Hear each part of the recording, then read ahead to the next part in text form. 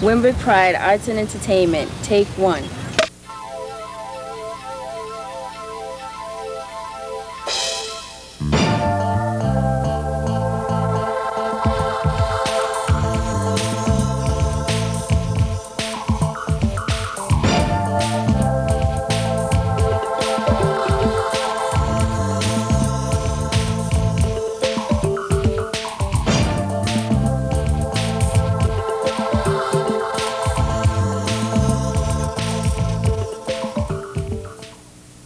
Hello and welcome to the Winbrook Pride Arts and Entertainment Show. I'm your host, Darryl J. Jenkins.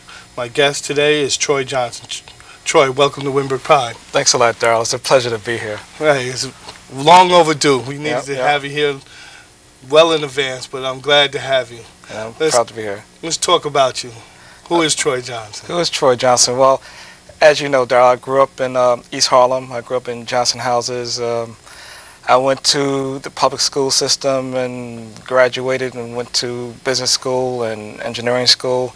Part of my success, though, is really realizing that if you discover what you are interested in and you can figure out a way to make money doing that, that's really the answer to success. So one of the things that kind of hampered me early on was not really seeing a lot of positive role models in the community that I grew up in. As I said, I grew up in the projects, and living in the projects, you actually grow up believing the stereotype that, you know, right, people who live in the projects aren't going to do anything, they're lazy, they don't want to work, and I internalized a lot of that. Right. And it actually affected me unconsciously for a number of years. But I did persevere, and as I said, I went to college. I got a degree in engineering, and I went on to work for corporate America. It wasn't exactly a fulfilling job. It was financially rewarding.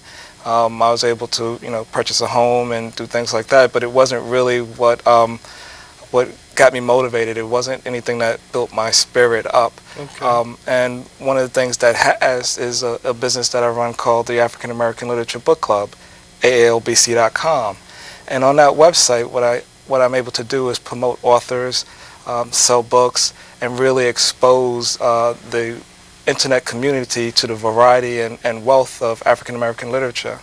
So that's really what motivates me. That's something I found very rewarding. It's something that I would never have dreamed of doing growing up in the projects. In fact, the World Wide Web as we know it today didn't exist. Right. But what I was able to do was position myself in order to take advantage of the technologies and the internet and the World Wide Web. And I think that is what really helped motivate me and is making me successful today. All right, let's roll it back a little bit. Let's talk about your family. I know you're married, Right. got a lovely wife. Let's give her a shout. No Okay.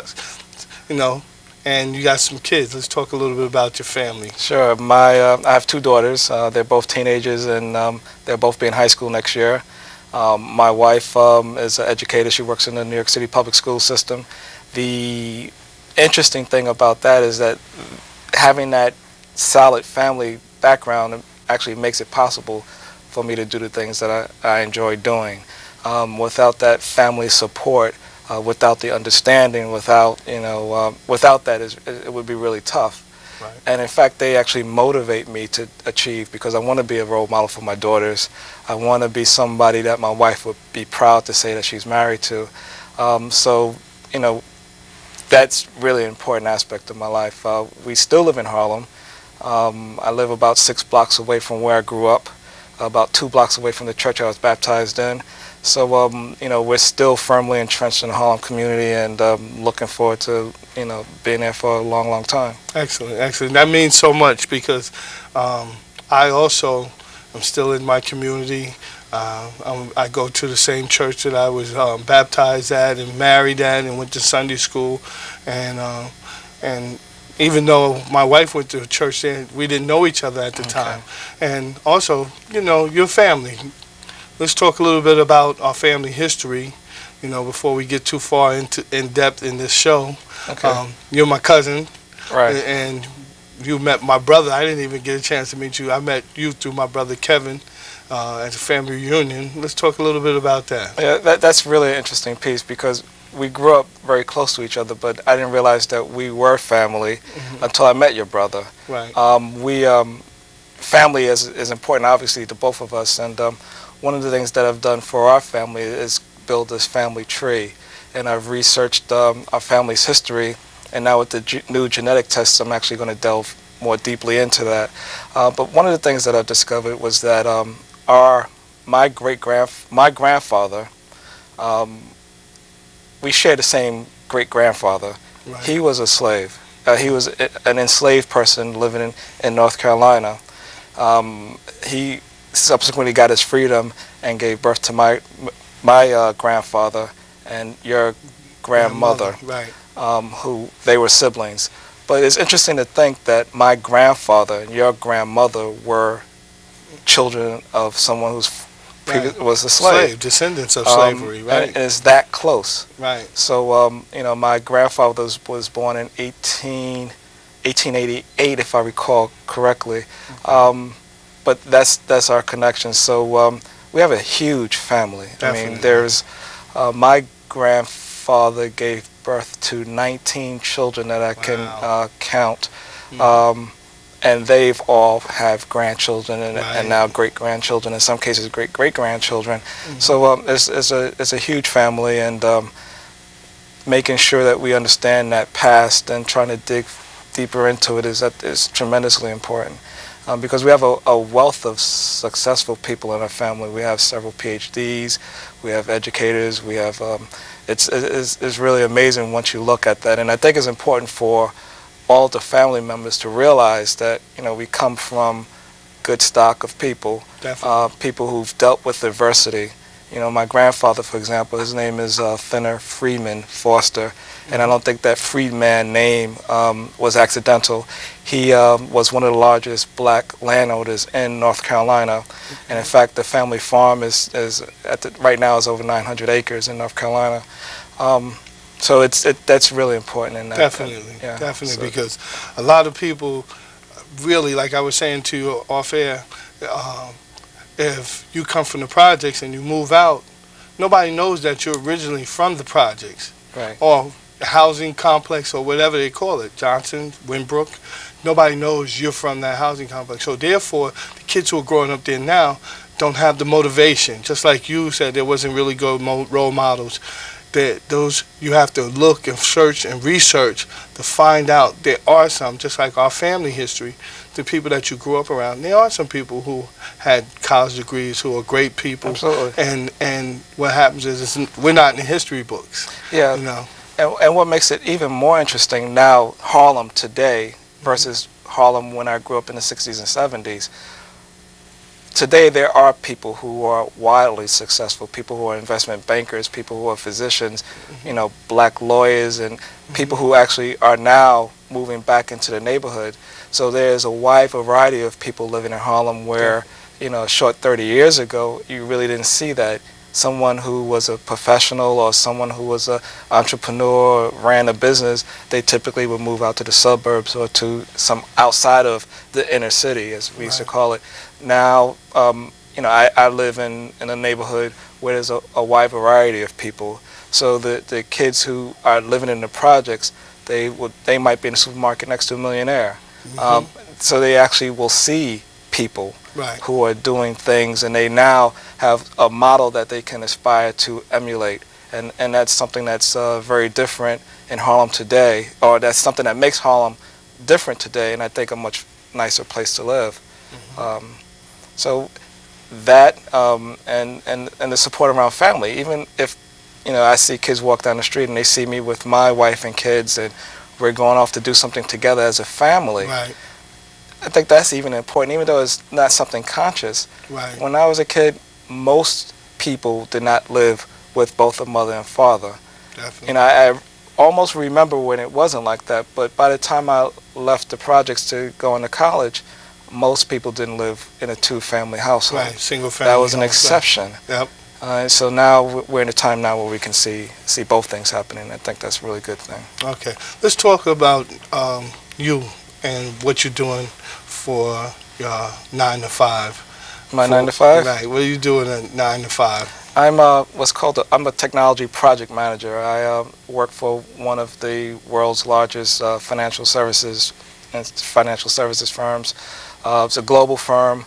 One of my favorite projects was actually a global project. I deployed an application that was used in Tokyo and Hong Kong and London and various locations in New York. So deploying that application, I had the opportunity to go to those locations and work in those locations and get to really know the local culture, not only as just a tourist, but as someone working there and getting to know the people. So that was one of the most exciting things that I've done at the current job that I have. But you know, my passion, as we mentioned before. Let's give the website for your passion Sure. and the name of it, so make sure that everybody knows how to contact you. All right. Well, the URL is aalbc.com. That's aalbc.com. Stands for the African American Literature Book Club, and the main purpose is to celebrate our literary legacy. There are a wealth of authors, some of which you will be talking to in the future. There are a wealth of authors who are doing tremendous things, authors who are writing books that are compelling, that are interesting. And so my job, and what I really get a real a great amount of pleasure of doing it, is sharing those stories, sharing information about the authors, about their work with avid readers and readers who might not be avid readers because they weren't aware of what's available. But we have a tremendous variety of books out there, and so my job, I've taken it upon myself to help spread the good news. All right. So let's give your email address and a phone number, if you have one, for people to contact you. Yeah, anyone who's interested in promoting their own book or learning about a book, they can, again, visit the website. It's aalbc.com. My email address is Troy, Troy, @aalbc.com. And our telephone number, direct phone line to my office, is 212-866-6356. And the toll-free number is 866-603-8394. And I better check that direct office number. I think I gave that incorrectly. It's 212-289-6356. Okay, and make sure you look at the end of the show for the credits. We'll have all of that information for if you're interested. Even look at the website to contact Troy, and we'll have a lot more information at the end of the show. Troy, let's talk about some of your authors and how you've helped to get the readership out there. Yeah, we again, there's a wide variety of authors. One of the authors that I'm most interested in lately is a brother named Treasure Blue. Treasure is actually homegrown Harlem native, and on his own self-published a book that sold 65,000 copies. That's a phenomenal success story. You have authors who are published by major publishers who sell a half of that, and that's a fantastically successful book. So this young man on his own has been able to do that. He was picked up by a major house, and now he's selling for Random House is publishing his novels. But there are other authors, a local author named Relentless Aaron, for example, out of Yonkers. No, he's in New Rochelle. New Rochelle, excuse me. Yeah. But he's written a bunch of stories about what's going on in Harlem, and his most popular book, Push, sold fantastically well, and he was picked up by St. Martin's Press. Okay. But there are other authors who, like Guy Johnson, for example, we were talking about him earlier, off camera. Guy Johnson is Maya Angelou's son, and he's written a fantastic story about your prototypical macho guy, you know, a black man from the South who doesn't take anything from anyone, and comes up to Harlem and deals with the mafia and deals with the Klan in the South. Right. And so it's an inspiring, go-get-'em, action-packed book, and he's written a number of books. But these books came out several years ago. Right. But there are tons of people who aren't aware of those books who would thoroughly enjoy them. So, we have a variety of things. We just started promoting the book Mary B. Morrison. Zane's got a book out called Dear G-Spot, which is our first nonfiction book talking about female sexuality, for example. Zane sells a ton of books for the website and is fantastically popular, but people might not be aware of this particular book. Some of the other books that we're promoting now, Kensington, probably one of the largest, if not the largest, publisher of black titles, with several imprints like the Fina and Urban Soul, and they distribute urban books. But they have a ton of books by fantastic authors like Carl Weber and Mary Monroe and Mary B. Morrison.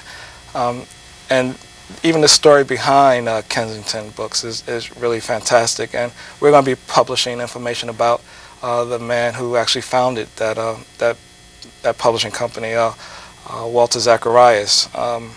He was actually a trailblazer, for example, and he started, for example, effectively started the black romance novel genre. I mean, where no one else was willing to do it, he recognized that black people like to read romance novels, and he went out and started publishing those. So there's a wealth of information out there. You know, we have brothers like W. Paul Coates, Black Classic Press.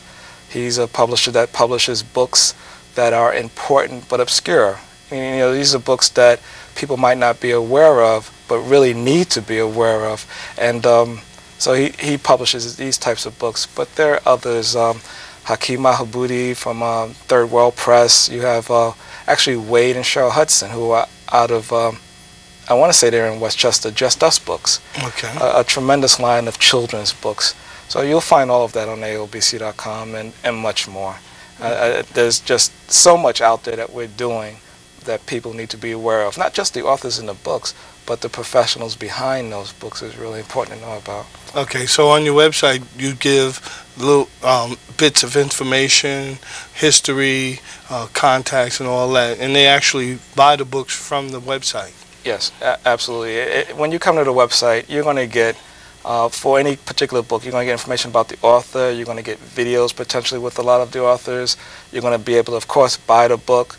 You're going to be able to actually discuss the book. You know, we have a very popular discussion board where people exchange stories, and, you know, sometimes they're pretty wild stories about how they liked the book or how they hated the book. We publish book reviews. We do anything that's connected with the book, an entire backstory. We have an archive of events. Right, I was going to say that because I went on the website and I seen you had some events in late May, I think it was, that I was going to try and get to down in Harlem.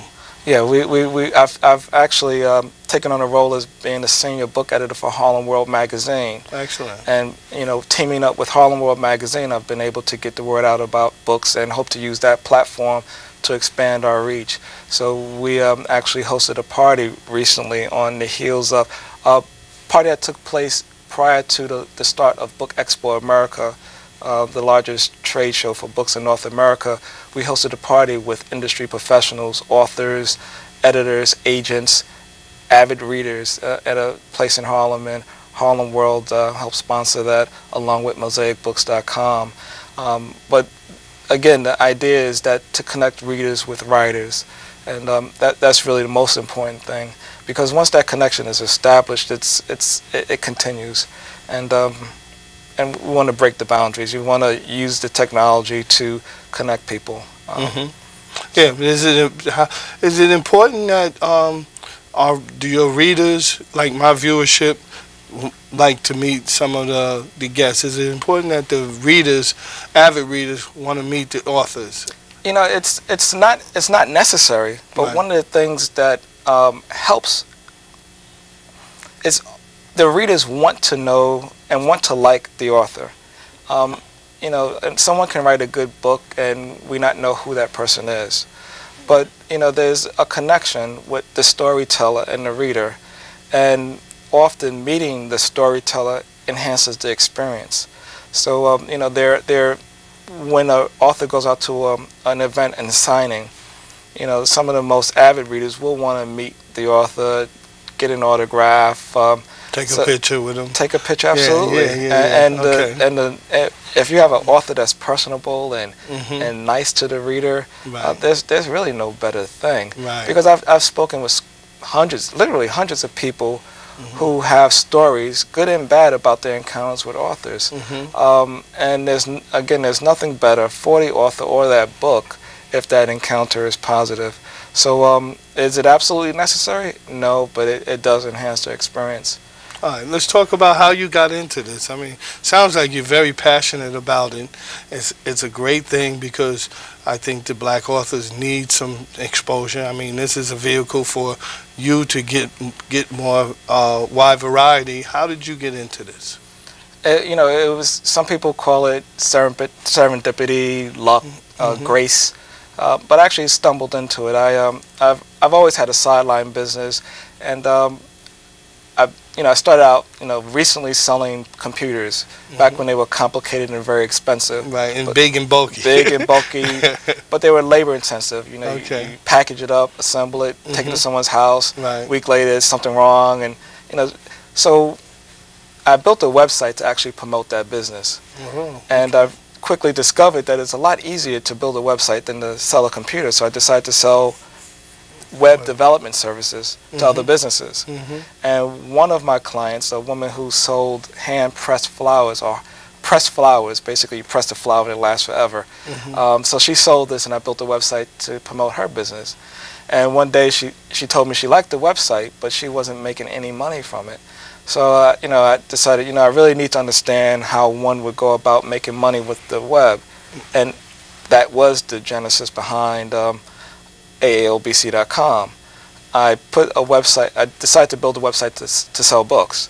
At the time, Barnes & Noble had an affiliate program. Basically, you put the book up and someone would click to buy it, and Barnes & Noble will package it up and send it off to them. But as soon as I did it, it wasn't very long before readers would email me and say what a fantastic site it was. They discovered a book that they really enjoyed, and thanks for doing it. So I got a sense of fulfillment just from that. And at the same time, authors would call me up or email me and send me their book and say, hey, would you put this book on my website? A great website. Would you put it up on your website? And I was like, fine. So I got a ton of books. I got positive reinforcement from visitors, and that really was what the motivating thing was. And then over time, I discovered that online there really weren't many venues talking about the books that we had available. A lot of people felt that there weren't any books, and I knew differently. I knew there was not only were there a lot of books, there were a lot of good books.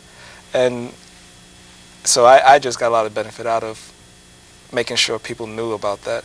So the site has really grown from, commissions on sales of books through Barnes & Noble into a site where I generate millions of visitors a month. Right. I'm not aware of another site in its space that gets more traffic. That's why I had so much trouble trying to get you on this show. You're too busy. It does take some time, yeah. But it is a fantastically popular site. Excellent. And because of that, I'm able to sell advertising. And the advertisers reap a tremendous amount of benefit because a lot of people are going to see these books. People who might be looking for interesting book by one of the most popular books on the site today is the Video Vixen book by Karen Stephans. So there are people who might like that book, who might like Zane or some of the other books in that space. So you can advertise. I sell advertising on that page, for example. But if there's an author who's written something more literary or some poetry, so I can put that book on, say, I could put that book on some poet's page, and if it's someone like Maya Angelou, for example, we can put that book on there, and people who are looking for poetry by Maya Angelou or Nikki Giovanni or Sonia Sanchez, we can tie that book as an advertisement on that specific page, and they are likely to click on that ad because it's relevant to what they're looking for. So we have a wide variety of content, a tremendous amount of traffic, and because of that, we can do some really good things for advertisers. Okay. Now, some viewer probably just thinking, or even myself, I want to write a book. Do you do publishing, or do you connect publishers with people who want to start their book, and what's the method or how they go about doing that? Yeah, there is a lot of information, a lot of things that one would need to know in order to publish their book. One of the things that ALBC.com is good for is connecting readers or aspiring authors with authors who have already gone down that road. We also provide a lot of information, what we call the writer's resources. Information about how to get an ISBN, what is an ISBN, what about a copyright, what's the editor do, what's the difference between a line editor, and there's a wealth of information. What is an ebook, how does one approach an agent, what are the steps that one might take in order to submit a book to a publisher for consideration, some tactics for promoting your own book, and there are a bunch of articles on that were written by authors who are really good at self-promotion, and they share their skills, their techniques behind their success. So there's really a lot of information there. Right. We're gonna have to have you come back, because we're running out of time. I told you. Okay. Before you know it, we'll be gone. So give the name of your company, email, and phone number, so people will have that. Even though it'll be on the credits, I still want you to verbally give that out. Okay. Again, I'm Troy Johnson, founder of the African American Literature Book Club, AALBC.com. You can reach me at Troy, TROY, at AALBC.com. And my direct home office number is 212-289-6356. Okay, Troy, it's been a pleasure. Got like 50 seconds. If you had one thing that you would want to tell an aspiring author, what would be that message to somebody who's sitting out there that should write a book, haven't written a book, and need to write a book? All right, have a compelling story to tell. Study the craft of writing, and just be nice and personable. Network, talk to people, learn what's going on. So that you asked for one thing, but those three things. Yeah. Well, give me as much as you can. Yeah, those are three most important things. Those are three most important things. Yeah, really study the craft, the art of writing. Right. Find out a story that you're really compelled to tell. Right. Most people suggest tell something that you know to start off with, at any rate, and get to know people who are doing the same thing that you want to do. Okay. And there are tons of authors that are willing to share their experiences to help an aspiring author along. All right. And as I said earlier, ALBC.com is definitely a platform to help facilitate that. All right. Look, I want to thank you for being a part of Winbrook Pride. My cousin, Troy Johnson, was my guest, and I hope that you will continue to watch Winbrook Pride.